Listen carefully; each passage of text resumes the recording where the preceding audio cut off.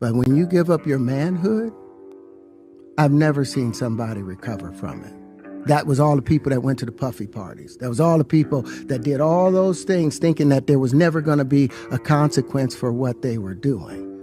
Get punked out and pimped out by some greater desire. You shouldn't have a greater desire than being a man. So I believe that's a big problem with a lot of the actors out there because they get fluid. And next thing you know, once you go fluid, it's gone. You don't have any foundation to pull yourself back from. So maintain your man card, no matter what. Man, I mean, one of the things you're seeing, you went to a whole different place. Sorry. No, I get it. So you see some guys struggling with that. You see Bieber struggling with that. You see some of these guys struggling with that. They can't get it out of their head. They can't get it out of their head. The things that they did, no matter how they did it, whether they were drunk or high or whatever, you gave up your man card. You need therapy.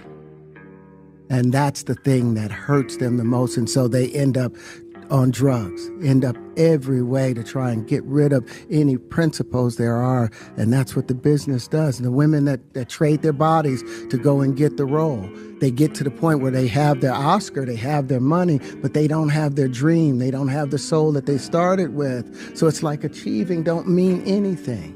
If I get all the Nobel Prizes from doing all of this, but in the process I have to trade out all of my integrity to do it so that they can stay in place, what benefit is that if I lose my integrity? You got to go in as a principal. And what we were brought in here as men. We produce 1,500 sperm per heartbeat for a reason, because the aggression is necessary. You don't trade that in, no matter what. Did you ever have the opportunity where you got invited and you said no to it? Hell yeah. What was the consequences when you said no? Puffy invited me for weeks, asking me to come and teach him how to, wanted me to be his acting coach for a while. Go there and he's sitting around just looking. I'm like, okay, what's the material you want to work on? He's just looking at me. Then next thing you know, okay, hey, will you help me? I want to hear your music. So I come over there and I play the music. And he's sitting there, just looking at me, like waiting. Okay. So then my assistant was like, he wants to hang out with you next week. And I was like, for what? He's like, I think he's trying to fuck you. That's what my assistant said. And I was like, oh, okay. Now I get it. So now no more communication. Now you know to be hands off with somebody. A number of producers come in to make the approach. And you threaten to punch them in the mouth, or threaten to knock their head off for talking to you or looking at you like you're a woman. When you approach a real man about his masculinity, you're going to get a real reaction back.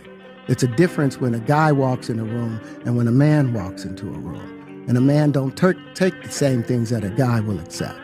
So always be the man in the room. And that's always been my whole thing, and have lost businesses because I don't bend over in that way. I don't compromise. I don't play gay roles. I don't kiss a man. I don't do that shit, because the man card means everything.